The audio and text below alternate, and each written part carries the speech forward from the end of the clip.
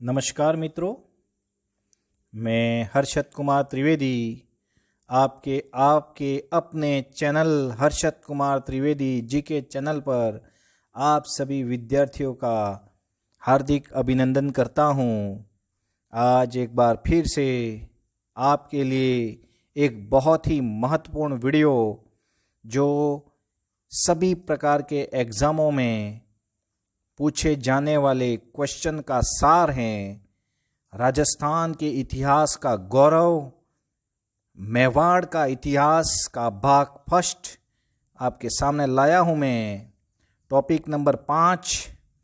तो राजस्थान के इतिहास की शुरुआत हमने कर दी है। इससे पहले मैंने आपको 4 टॉपिक पढ़ा दिए हैं। सबसे पहले मैंने राजपूत युग उत्पत्ति प्रमुख शिलालेख को पढ़ा। उसके बाद मैंने अजमेर के चौहानों का इतिहास पढ़ाया है। टॉपिक नंबर 3 पर मैंने रणथंभौर के चौहानों का इतिहास पढ़ाया है।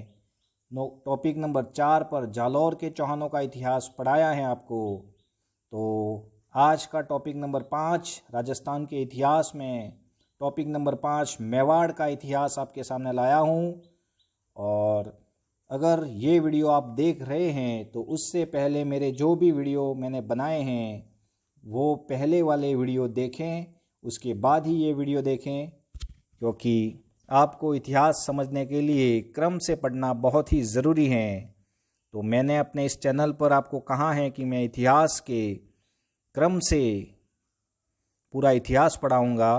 पहले राजस्थान का इतिहास, उसके बाद में भारत का इतिहास और विश्व का इतिहास, जो क्रम से हम पढ़ेंगे तो आपको समझ में भी आएगा।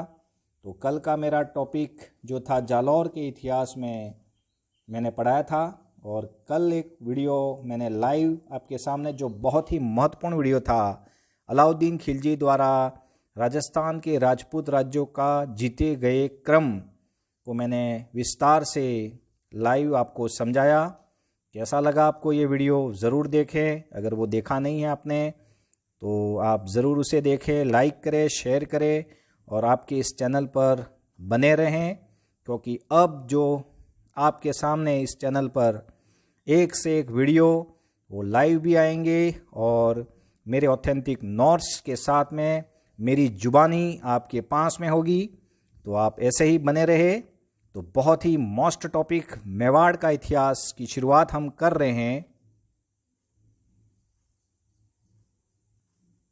तो इससे पहले मैं आपको मेवाड़ में लिए चल रहा हूँ। मेवाड़ का इतिहास हम पढ़ रहे हैं भाई। तो मेवाड़ एक ऐसा प्रदेश है जो राजस्थान में वीरों की भूमि, आपने सुना होगा कि मेवाड़ के इतिहास ने पूरे राजस्थान को ही अलग कर दिया था, एक ऐसा राजस्थान का निर्माण किया था। तो आपके सामने ये मेवाड़ का मैप लाया हूँ मैं। मेवाड़ में मुख्यतः 4 ज़िले आ रहे हैं भाई, बहुत ही 4 ज़िले आपके सामने। तो देखिए ये कौन कौन से आ रहे हैं। तो एक तो है प्रॉपर उदयपुर, उससे ऊपर है राजसमंद, भीलवाड़ा और चित्तौड़गढ़। ये 4 ज़िले मेवाड़ में आ रहे हैं भाई। और इसमें से 3 ज़िले जो हैं वो उदयपुर संभाग में हैं, जबकि एक ज़िला जो है वो अजमेर संभाग में पड़ रहा है, और अजमेर संभाग में ये भीलवाड़ा पड़ रहा है। तो यहाँ से भी क्वेश्चन बनते हैं। तो मेवाड़ के इस वीरों की भूमि को हम पढ़ेंगे। एक से एक शासक यहाँ पर हुए हैं, ये देख सकते हो आप। मेवाड़ का ये नज़ारा आपके सामने आज मैं आपके सामने लाया हूँ। बहुत ही वीरों की भूमि, और एक से एक यहाँ पर किले बनवाए हैं राजाओं ने, आज़ादी की लड़ाई लड़ी, और कभी भी मेवाड़ ने किसी की अधीनता नहीं मानी है। ये ज़रोखे भी आप देख सकते हो।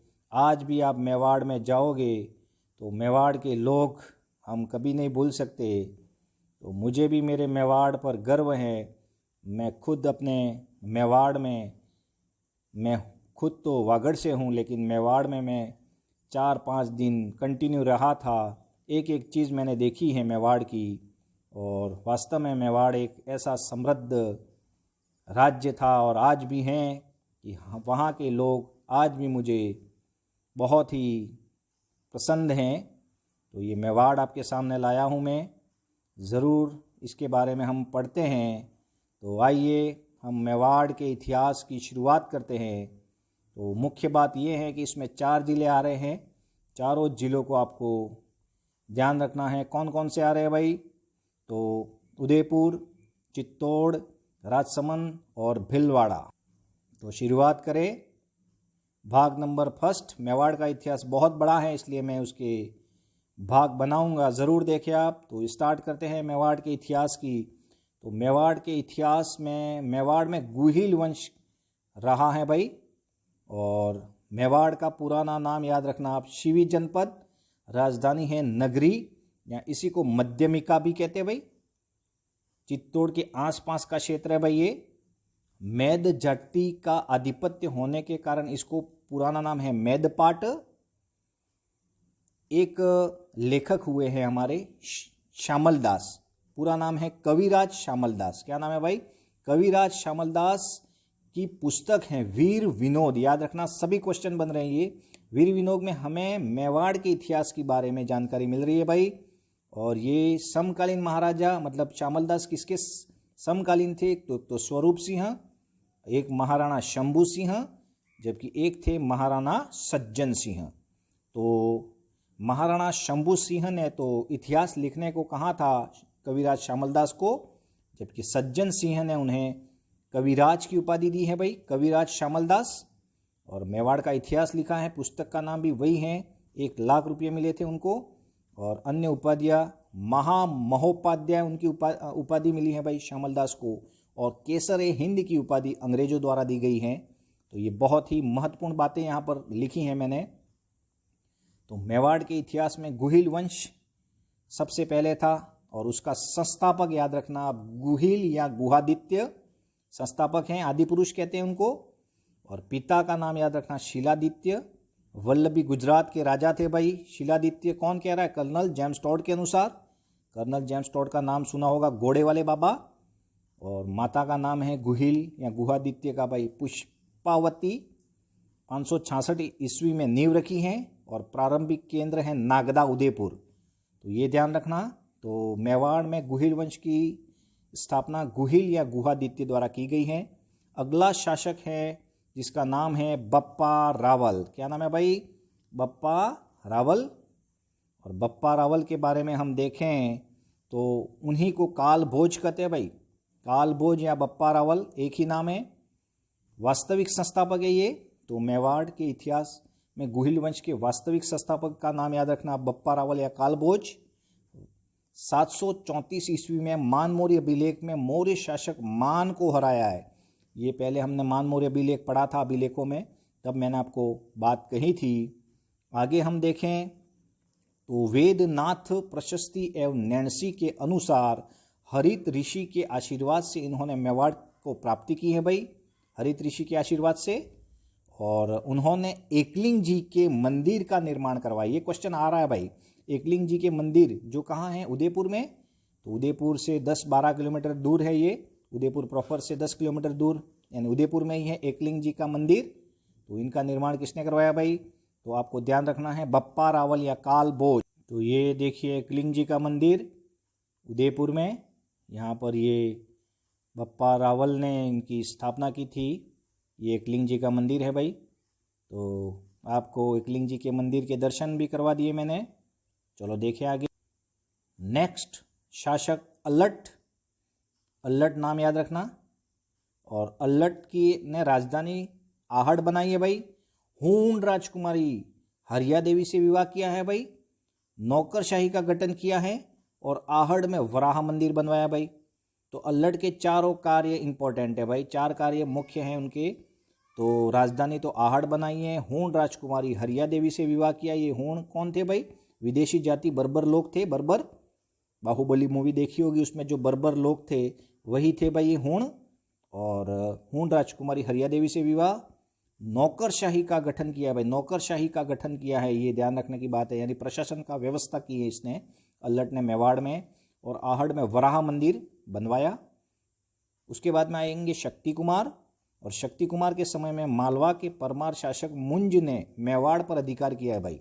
मुंज एक शासक था परमार वंश का, और मालवा के भोज यानी मुंज के बाद में भोज द्वारा चित्तौड़ में त्रिभुवन नारायण के मंदिर, जिसे मोकल के मंदिर के नाम से जानते हैं, का निर्माण करवाया भाई। तो ये शक्ति कुमार के बाद में आते हैं कर्ण सिंह, और कर्ण सिंह के बारे में आप देखें तो कर्ण सिंह के दो पुत्र थे, एक तो श्रेम सिंह और एक है राहब। श्रेम सिंह ने रावल शाखा को अपनाया, जबकि राहब ने सिसोदिया शाखा को अपनाया, यानी कि दोनों भाई है, ठीक है। रावल शाखा यानी सिसोदिया, ये यानी गुहिल और सिसोदिया दोनों भाई हैं। और श्रेम सिंह की रावल शाखा यहीं थी, जबकि राहब सिसोदिया शाखा बाद में आएगी, मैं आपको बताऊंगा। तो राहब के अन्य वंशज आएंगे आगे। तो हम पढ़े कर्ण सिंह के बाद में श्रेम सिंह, और श्रेम सिंह ने रावल शाखा अपनाई। और श्रेम सिंह के दो पुत्र थे, एक तो सामंत सिंह और एक ये कुमार सिंह। तो आगे हम देखें तो कुमार सिंह अगले शासक बनते हैं भाई, कुमार सिंह। और कुमार सिंह के बाद में आते हैं जैत्र सिंह, और जैत्र सिंह का समय 1213 से 1252 52।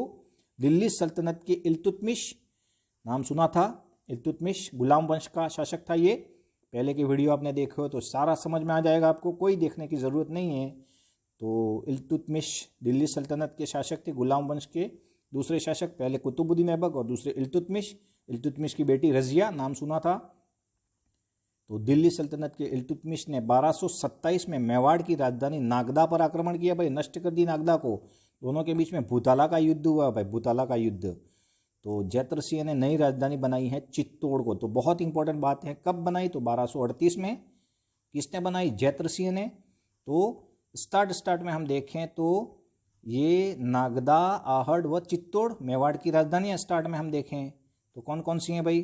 तो एक तो हैं नागदा प्रथम, उसके बाद में आहड़ और चित्तौड़। मेवाड़ की राजधानियों का क्रम प्रथम तीन याद रखना, नागदा, आहड़ और चित्तौड़। नागदा पहले से ही थी, आहड़ किसने बनवाई है भाई? तो किसने? अल्लट ने। जबकि चित्तौड़ बनाई है किसने भाई? जैत्र सिंह ने। तो ये ध्यान रखना जैत्र सिंह का नाम। आगे हम देखें आएंगे तेज सिंह। तेज सिंह का नाम सुना होगा आपने भाई।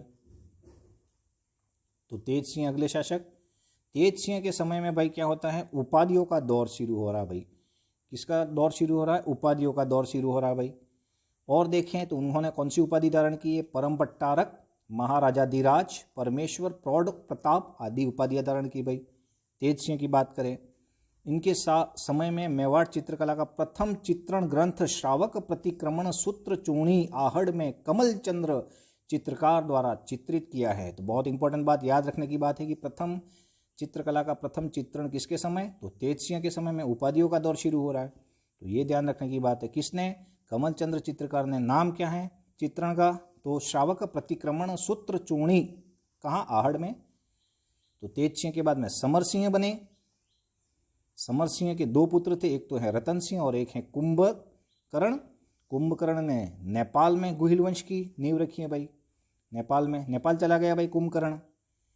तो समर सिंह के बाद में रतन सिंह बनते हैं। तो रतन सिंह कब बने भाई? ये 1301 से 1303 तक, ठीक है। तो समकालीन दिल्ली सुल्तान, मैंने कहा था कल पूरी स्टोरी बताई थी, अलाउद्दीन खिलजी था भाई। चित्तौड़ आक्रमण के कारण क्या हैं तो वो भी बताया था आपको। साम्राज्य विस्तार है, चित्तौड़ दुर्ग का सामरिक महत्व है, रानी पद्मिनी को प्राप्त करना है, ये सभी बातें मैंने कल आपको बताई थी आपको।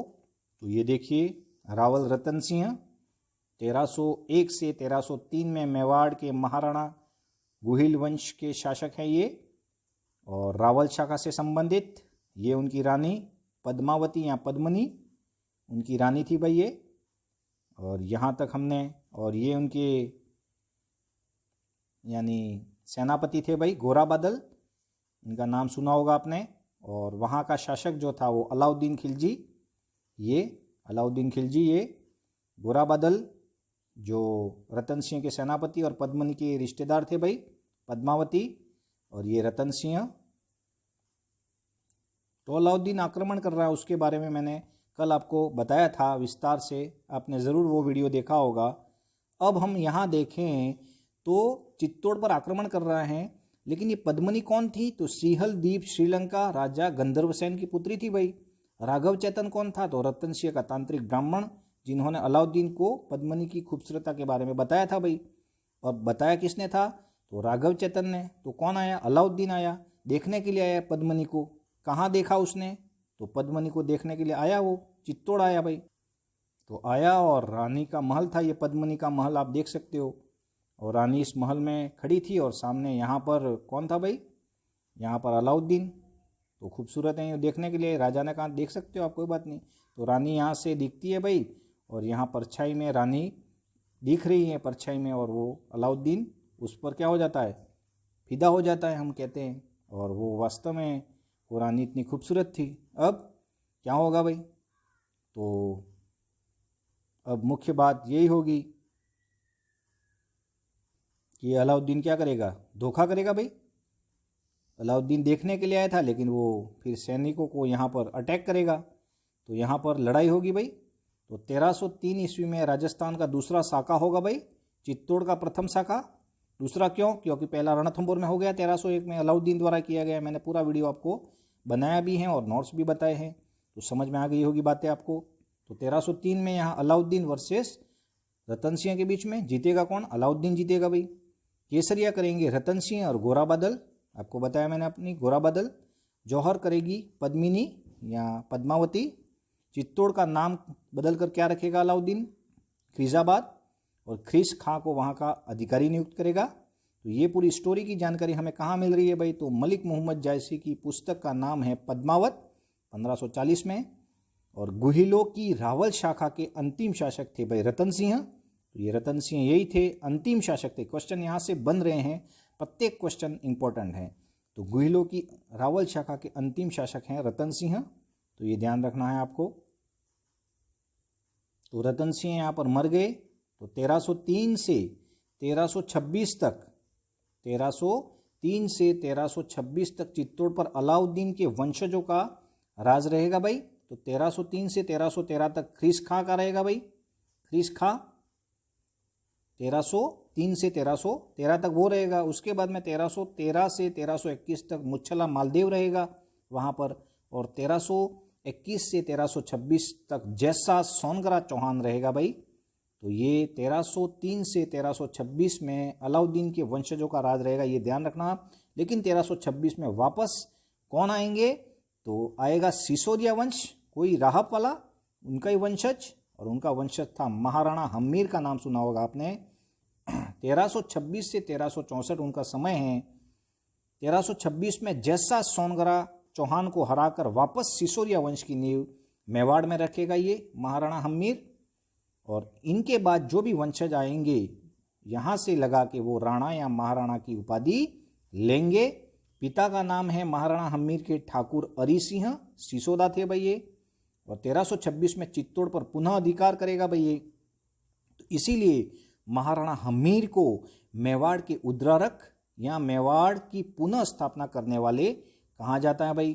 कुंभलगढ़ प्रशस्ति है चित्तौड़, कुंभलगढ़ प्रशस्ति कहाँ है भाई? कुंभलगढ़ में, राजसमंद में। और वहाँ पर उन्हें उस प्रशस्ति में महाराणा हम्मीर को विषम घाटी पंचानन कहा गया है भाई। जबकि रसिक प्रिया एक पुस्तक है, रसिक प्रिया पुस्तक, और उस पुस्तक में वीर राजा की उपाधि दी है। किसे? तो महाराणा हम्मीर को। ये सभी क्वेश्चन बने हैं भाई, एक एक लाइन इंपॉर्टेंट है। तो 1326 में मोहम्मद बिन तुगलक, MBT का आक्रमण होगा भाई। मतलब ये दिल्ली सल्तनत का शासक था MBT, मोहम्मद बिन तुगलक, तुगलक वंश से संबंधित था। तो वो आक्रमण करेगा मेवाड़ में 1326 में। दोनों के बीच में, यानी कि महाराणा हम्मीर और मोहम्मद बिन तुगलक की सेना के बीच में एक युद्ध होता है, सिंगोली का युद्ध। ये भी प्रश्न बना है, कब हुआ है? 1326 में। लेकिन जीत जाता है महाराणा हम्मीर, मोहम्मद बिन तुगलक की सेना को हराता है भाई ये। तो ये बहुत ही मुख्य व्यक्ति था ये महाराणा हम्मीर, तो ये ध्यान रखना है आपको। तो यहाँ सभी क्वेश्चन बने हैं। अगला शासक है राणा क्षेत्र सिंह या राणा खेता। हाड़ौती के हाड़ा चौहानों को हराता है वो। उसके बाद में राणा लाखा आएगा भाई। लक्ष्य सिंह नाम सुना होगा, 1382 से 1421 तक मेवाड़ का शासक रहेगा वो, सिसोदिया वंश का।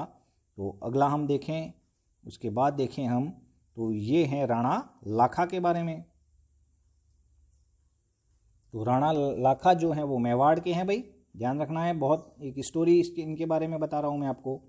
तो देखिए आप, तो राणा लाखा के बारे में, तो उनको लक्ष्य सिंह भी कहते हैं। महाराणा लाखा 1382 से 1421 तक रहते हैं मेवाड़ में।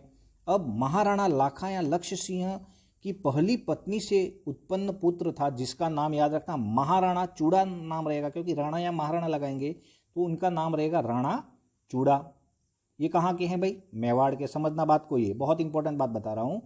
तो ये जो हैं राव चूड़ा, ये मेवाड़ के शासक हैं। किसके पुत्र है भाई? राणा लाखा के, ठीक है ना, लक्ष्य सिंह के पुत्र हैं, पहली पत्नी से उत्पन्न पुत्र, जिसे मेवाड़ का भीष्म पितामह कहते हैं भाई। अब उसी समय राणा लाखा लक्ष्य सिंह जब शासक थे, उसी समय मारवाड़ की बात करें हम, तो मारवाड़ में जो थे वो थे शासक जो थे वो राव चूड़ा थे भाई। यहाँ कंफ्यूजन होता है। राणा चूड़ा, देखो राणा महाराणा की उपाधि तो उदयपुर मेवाड़ वालों ने, जबकि राव जो है वो मारवाड़ के शासक लगाते थे। तो राव चूड़ा शासक हैं जब राणा लाखा थे, तो राव चूड़ा कहाँ के शासक है? मारवाड़ के। तो राव चूड़ा की पुत्री थी भाई, जिसका नाम याद रखना आप, हंसाबाई। तो मारवाड़ के शासक राव चूड़ा की पुत्री है हंसाबाई। और रणमल, रणमल की बहन थी भाई ये। तो रणमल किसका पुत्र है? राव चूड़ा का, मारवाड़ से संबंधित है। अब ये हंसाबाई जो हैं उसका विवाह तो तय हुआ था भाई किसके साथ में? राणा चूड़ा के साथ में, मेवाड़ के। लेकिन बीच में टपक पड़ता है भाई पिता और शादी कर देता है भाई हंसाबाई से। अब एज ज़्यादा थी भाई, 80 साल का था, और फिर भी शादी कर दी हंसाबाई से। अब कर दी, तो चूड़ा तो क्या हो गया भाई, ठीक है हम अब क्या करते हैं, भीष्म पितामह बन गए वो। शादी नहीं किया आजीवन, किसने? तो राणा चूड़ा ने। अब राणा चूड़ा ने स्वीकार कर दिया, ठीक है मेरी माता कौन है? तो हंसाबाई मान ली उसने। अब हंसाबाई व राणा लाखा के बीच में एक पुत्र हुआ जिसे मौकल कहते हैं भाई, मौकल। और ये मौकल किसका भाई हो गया भाई? तो राणा चूड़ा का भाई हो गया मेवाड़ के। तो ये ध्यान रखना है बात आपको, ठीक है। अब यहाँ पर कौन है? राव चूड़ा। और राव चूड़ा मर जाएगा तो अगला शासक कौन बनेगा? रणमल। और रणमल कौन है भाई? तो ये रणमल हंसाबाई का क्या है भाई? हंसाबाई का भाई है। तो हंसाबाई कहाँ की हो गई? मेवाड़ की हो गई, लाखा। समझ गए बात को यहाँ तक? तो ये मुख्य बात यहाँ पर हो रही है। तो ये समझने की बात है कि यहाँ ये हुआ, इसीलिए तो राव चूड़ा जो है वो मेवाड़ के भीष्म पितामह कहते हैं। ये क्वेश्चन बार बार बन रहा है। तो ये रणमल और राव चूड़ा, ये नाम राव चूड़ा याद रखना, एक राणा चूड़ा है। क्वेश्चन यहाँ घुमा के देते हैं वो। तो क्वेश्चन ये आया था इस बार कि मेवाड़ के भीष्म पितामह किसे कहते हैं, और पहला ऑप्शन था राव चूड़ा और अंतिम ऑप्शन था राणा चूड़ा। तो कौन सा करना है भाई? राणा चूड़ा, क्योंकि ये मेवाड़ के राणा थे और राव मारवाड़ के थे। यहाँ कन्फ्यूजन नहीं हो इसलिए आपको बता रहा हूँ। अब लाखा जो हैं, लाखा के काल में और क्या हुआ है भाई? तो जावर में चांदी की खान का उत्खनन हुआ है, जावर उदयपुर में। और पिछोला झील का निर्माण हुआ है भाई 1300 लगभग 84 की बात है, पिछोला झील का निर्माण। तो ये ध्यान रखना है, ये राणा लाखा के काल में दो बातें हुई है, जावर में चांदी की खान का उत्खनन और पिछोला झील का निर्माण। अब अगला शासक कौन बनेगा भाई? बनना कौन चाहिए था वैसे तो? चूड़ा। लेकिन क्या हुआ था भाई, ये हंसाबाई है बार बार घृणा कर रही है इससे। किससे कर रही है हंसाबाई घृणा? तो ये पहला पुत्र जो था उससे, राणा लाखा के। तो ये चला जाएगा, छोड़ के चला जाएगा मेवाड़। तो अगला शासक बन जाएगा भाई मौकल, मौकल ही बनेगा भाई। अब मौकल बना अगला शासक। तो ये ध्यान रखना, मौकल के बारे में हम देखें अब। तो हम देखते हैं मौकल के बारे में। तो महाराणा मौकल जब शासक बने, अल्पायु में छोटा ही था तब वो। अब 1421 में शासक बने, 1423 तक रहते वो, ठीक है। अल्पायु में शासक बने। संरक्षण राणा चूड़ा ने किया था। पहले किसने किया था भाई? राणा चूड़ा ने, भाई है चलो। लेकिन क्या हुआ भाई? परंतु हंसाबाई अविश्वास के कारण, हंसाबाई के बार बार अविश्वास के कारण चूड़ा मांडू चले गए भाई। और इस प्रकार मेवाड़ का प्रशासन रणमल के हाथ में आ गया भाई। किसके हाथ में? क्योंकि वो रणमल क्या है, वो कहाँ का है? वो है मारवाड़ का। और ये कौन है? रणमल। रणमल उसका मामा हो गया, किसका? तो मौकल का। मौकल भांजा हो गया। बिल्कुल सही है ना, ऐसा ही हुआ ना? एक मिनट है ना, हाँ ठीक है, ऐसा ही। तो ये रणमल यहाँ पर अधिकार कर। अब देखो यहाँ क्या हुआ, तो यहाँ राव रणमल मौकल की सहायता से ही मारवाड़ के शासक बने। राव रणमल मौकल की सहायता से ही मारवाड़ के शासक भी बने। तो मौकल ने फिर वहाँ भी सहायता की थी। तो मारवाड़ पढ़ेंगे उसमें समझ में आएगा आपको। अब महाराणा मौकल के समय में क्या हुआ था भाई? तो मेवाड़ के पड़ोसी राज्य हम देखें तो मेवाड़ के पड़ोसी राज्य में क्या हो रहा था? तो हम देखें मेवाड़ के पड़ोसी राज्य में, जिसमें ये तो है चित्तौड़ यानी मेवाड़ का क्षेत्र, ये हो गया भाई। अब हम देखें तो देखते हैं, तो देखिए आप, चित्तौड़ का ये क्षेत्र है ना। अब नागौर में कौन है? फिरोज खां, जबकि गुजरात में अहमद शाह है भाई, और मालवा में होशंग शाह हैं भाई। तो यहाँ मालवा के शासक होशंग शाह ने घाघरोन जीत लिया भाई, और नागौर के सुल्तान फिरोज खान ने उत्तरी पश्चिमी गुजरात के शासक अहमद शाह ने डूंगरपुर व देलवाड़ा पर अधिकार कर लिया। अब ये गलत हो रहा है मोकल के साथ में, तो क्या होगा? तो मोकल ने गुजरात के सुल्तान को दंडित करने हेतु झीलवाड़ा में पड़ाव रखा भाई, झीलवाड़ा में पड़ाव रखा। तो क्या होगा? वहीं पर मोकल के चाचा व मेरा ने मोकल की हत्या कर दी भाई, मोकल को मार डाला। तो इसी पड़ाव में महाराणा कुंभा भी उनके साथ में थे। तो राजपूत सामंतों ने उन्हें सुरक्षित चित्तौड़ पहुंचाया। तो ये छोटा था भाई कुंभा उस समय, तो ये ध्यान रखना है आपको। अब मोकल के समय में अन्य उपलब्धियां ध्यान रखना। समिदेश्वर मंदिर का निर्माण, यानी मोकल के मंदिर के नाम से जाना जाता है, समिदेश्वर मंदिर का निर्माण। और एकलिंग जी के परखोटे का निर्माण हुआ भाई। मैंने एकलिंग जी के मंदिर आपको फोटो लाइव लाया था, तो दर्शन भी करवाए थे। तो एकलिंग जी के मंदिर का निर्माण तो किसने करवाया भाई? बप्पा रावल ने। बप्पा रावल, कालभोज एक ही नाम है, इन्होंने करवाया। जबकि परखोटे का निर्माण एकलिंग जी के बाहर जो परखोटा वर्तमान में, वो मोकल द्वारा बनवाया गया है। और समिदेश्वर जी मंदिर, जिसे मोकल के मंदिर का नाम चित्तौड़ में है, वो तो ये दो बनवाए उसने। अब अगला शासक, बहुत ही महत्वपूर्ण शासक आपके सामने आ रहा है, महाराणा कुंभा को पढ़ेंगे भाई हम। अगला शासक है आपका महाराणा। तो आपके सामने मेवाड़ के मशहूर शासक महाराणा कुंभा, आपने नाम सुना होगा। बहुत ही ऐसे व्यक्ति जिन्होंने अपने जीवन काल में एक बड़ा नाम कमाया और आज जीवन बहुत कुछ किया है इन्होंने। महाराणा कुंभा के बारे में ये देखिए। महाराणा कुंभा बहुत ही विद्वान व्यक्ति, विद्वानों के आश्रयदाता। 1433 में मेवाड़ की गद्दी पर बैठेंगे ये, और 1468 में तक रहेंगे। और बहुत ही शानदार जानदार व्यक्ति। तो 1433 से 1468 में। पिता का नाम याद रखना, मोकल है भाई। पिता का नाम क्या है भाई? मोकल, याद रखना, ठीक है। उसके बाद में हम देखें, माता का नाम सौभाग्यवती, परमार राजकुमारी है भाई ये। राजनीतिक उपलब्धियां देखें तो स्टार्ट में क्या प्रॉब्लम थी? चाचा वो मेरा की समस्या। मैंने कहा था चाचा वो मेरा कौन थे भाई? तो ये मोकल की हत्या की थी, ठीक है ना। मोकल उन, ठीक है ना, उसके पिता थे, महाराणा कुंभा के पिता थे मोकल, तो उनकी हत्या की थी भाई। किसने? चाचा वो मेरा ने। तो ये समस्या थी, तो रणमल की सहायता की उन्होंने, और रणमल की सहायता से क्या की भाई? हत्या करवाई। किसकी? चाचा वो मेरा की। तो रणमल का साथ दिया, लेकिन रणमल बार बार मारवाड़ से मेवाड़ आ रहा था, यानी मेवाड़ पर भी अधिकार करना चाहता था। तो रणमल का हस्तक्षेप बढ़ रहा था, तो उसको हटाने के लिए उसने क्या किया? रणमल की एक प्रेयसी थी भारमली द्वारा जहर दिलवा दिया। तो कुंभा की ये उपलब्धि हुई।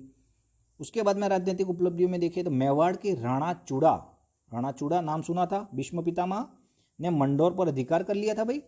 परिणाम स्वरूप मारवाड़ का जो रणमल था उसका पुत्र था राव जोधा, याद रखना, राव जोधा, जिसने जोधपुर बसाया था, मारवाड़ में पढ़ेंगे उसको।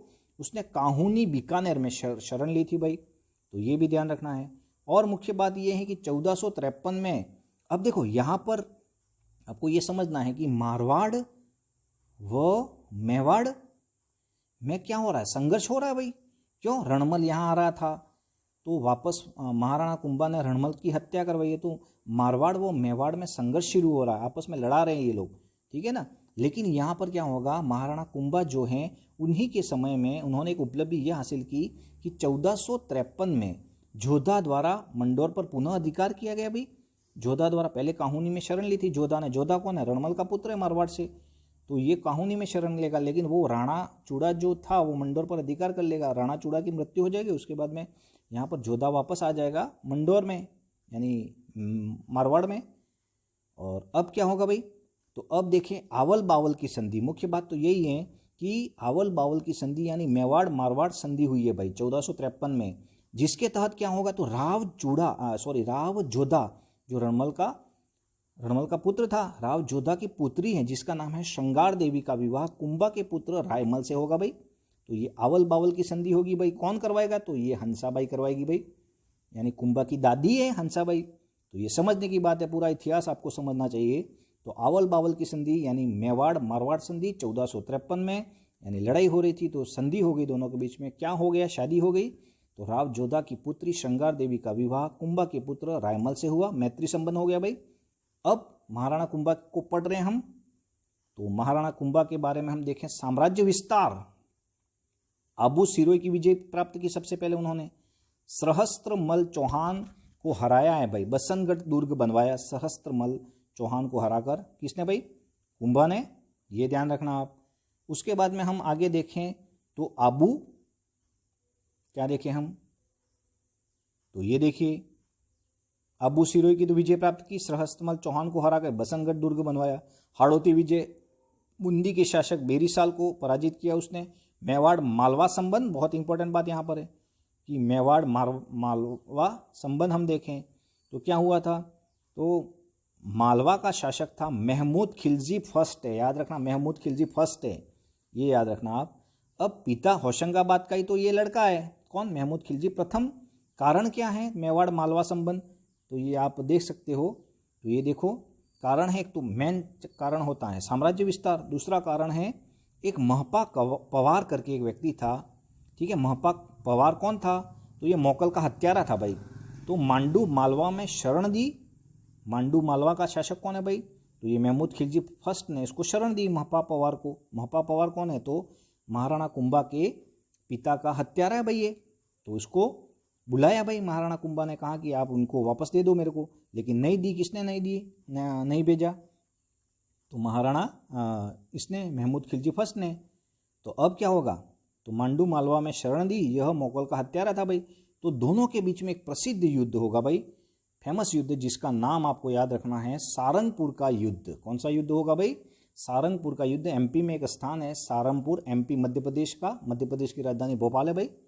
तो ये देखें 1437 में युद्ध लड़ा गया है, कुंभा वर्सेस महमूद खिलजी प्रथम। कुंभा जीतते हैं, ठीक है। तो जीत की याद में विजय स्तंभ बनवाएंगे, विजय की स्मृति में विजय स्तंभ बनवाएंगे भाई। चित्तौड़ में विजय स्तंभ नाम सुना होगा आपने, तो विजय स्तंभ बनवाएंगे भाई ये।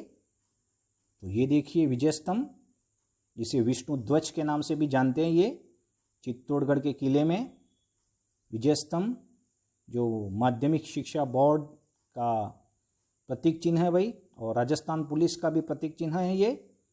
तो ये बहुत ही बढ़िया शानदार सारंगपुर के युद्ध में 1437 में महमूद खिलजी प्रथम को हराकर एक बहुत ही विशाल विजय स्तंभ, 9 मंजिल है ये, 157 9 मंजिल है भाई ये, ठीक है, दिख रहा है आपको। 157 सीढ़ियाँ है भाई, 157 सीढ़ियाँ, याद रखना ये सभी क्वेश्चन बन रहे हैं, ठीक है ना। ये अपने उपास्य देव आदिनाथ को समर्पित हैं, इसके बारे में हम जानकारी ले। तो ये विजय स्तंभ चित्तौड़ के दुर्ग में स्थित भाई, इनके बारे में हम देखें तो ये देखिए विजय स्तंभ, जिसे कीर्ति स्तंभ के नाम से भी जानते हैं भाई, कीर्ति स्तंभ के नाम से भी जानते हैं, विष्णु ध्वज गढ़ के नाम से जानते हैं। कुंभा के मुख्य उपास्य देव विष्णु को समर्पित है ये जो है वो।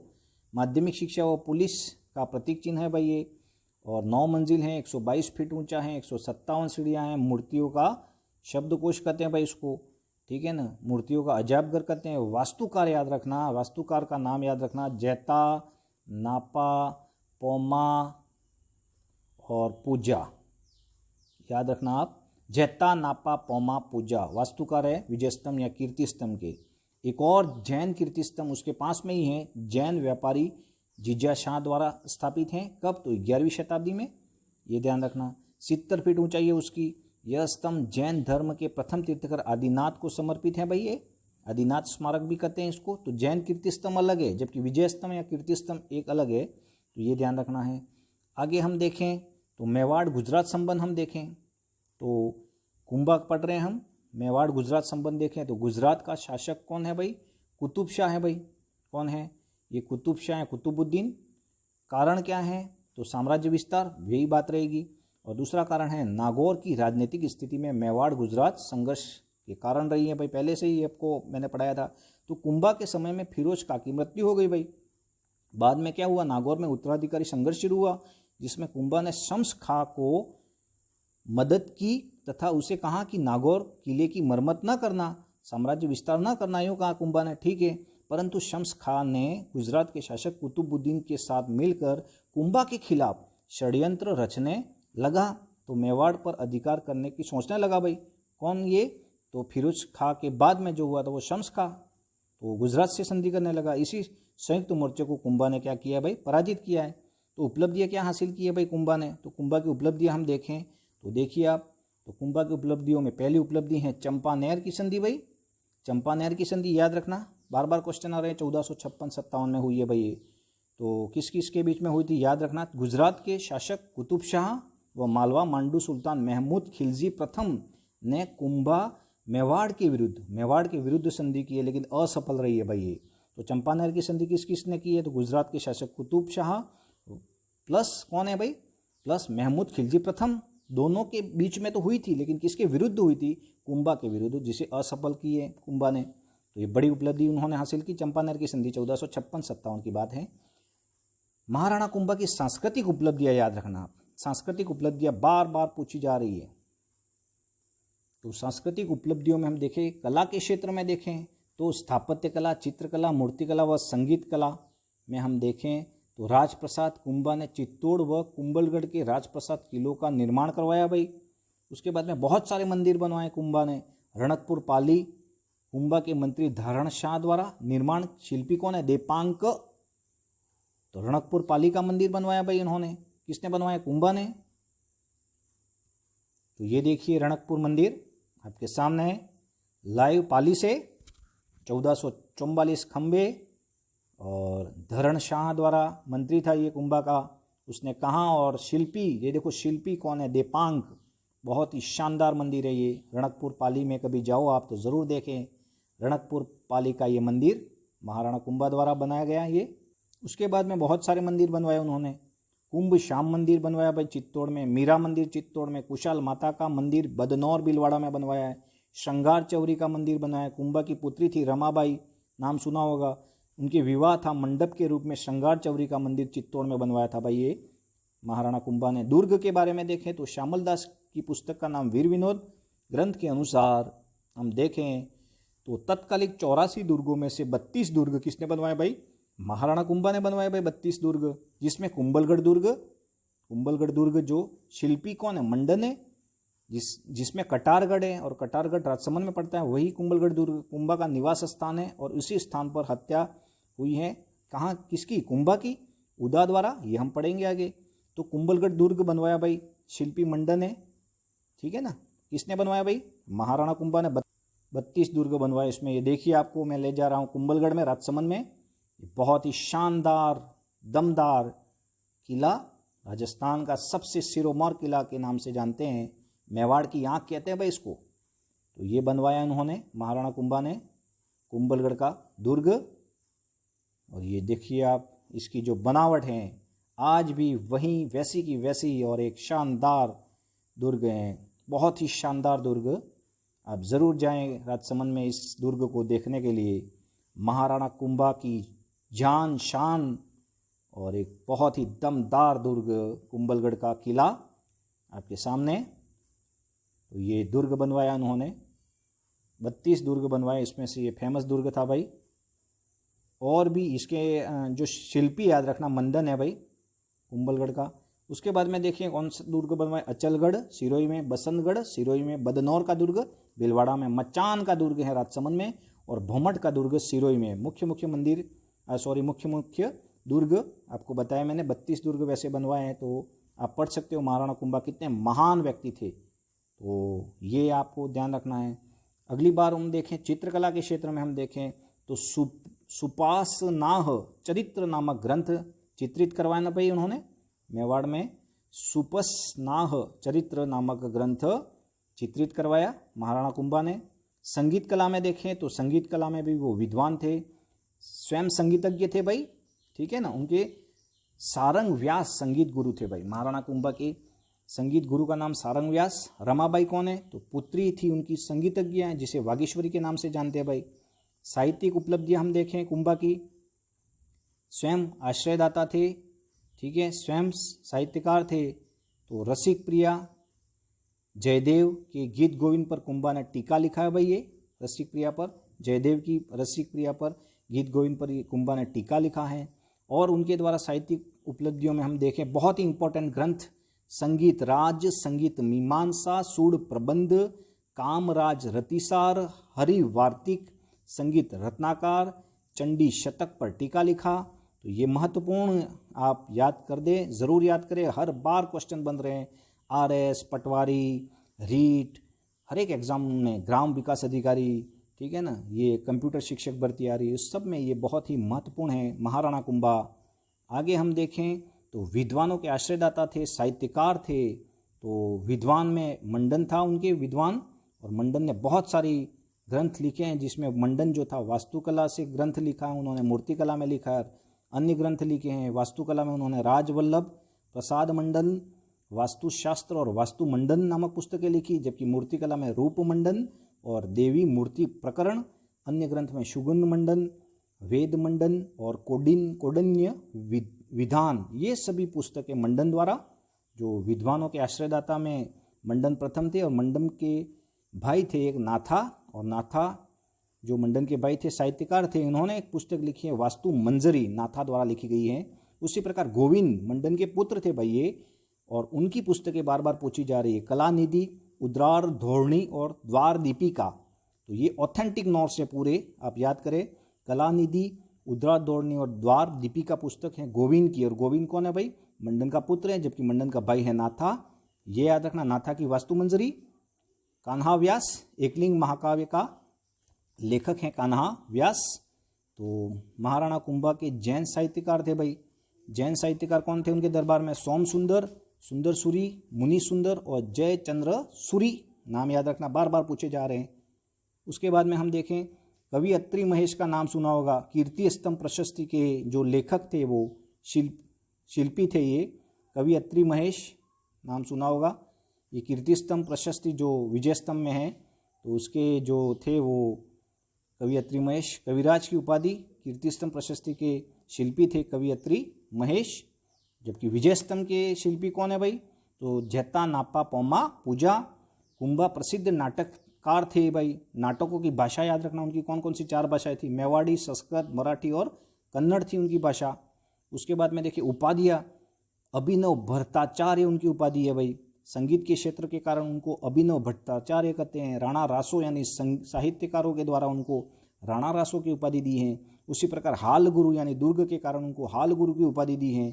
हिंदू सुरताण, ये क्वेश्चन बार बार आ रहे हैं। हिंदू सुरताण तो है महाराणा कुंभा, और हिंदू पथ किसे कहते हैं? तो सांगा को कहते हैं। यहाँ पर याद रखने के लिए मैंने यहाँ आपको सांगा को लेके आया हूँ। हिंदू पथ महाराणा सांगा को कहते हैं, वो बाद में पढ़ेंगे हम।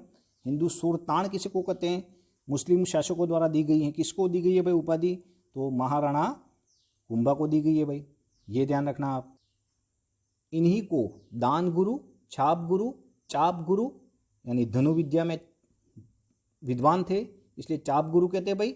और रायण यानी राजाओं में श्रेष्ठ हैं। नरपति, अश्वपति, गजपति, ये सारी उपाधियां महाराणा कुंभा की है।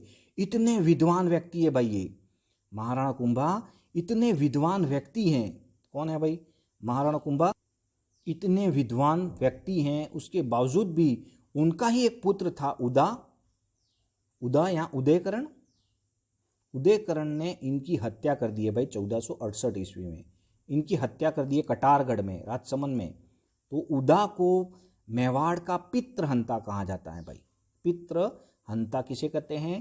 तो याद रखना आपको, किसको कहते हैं भाई? तो उदा को, महाराणा उदा को क्या कहते हैं?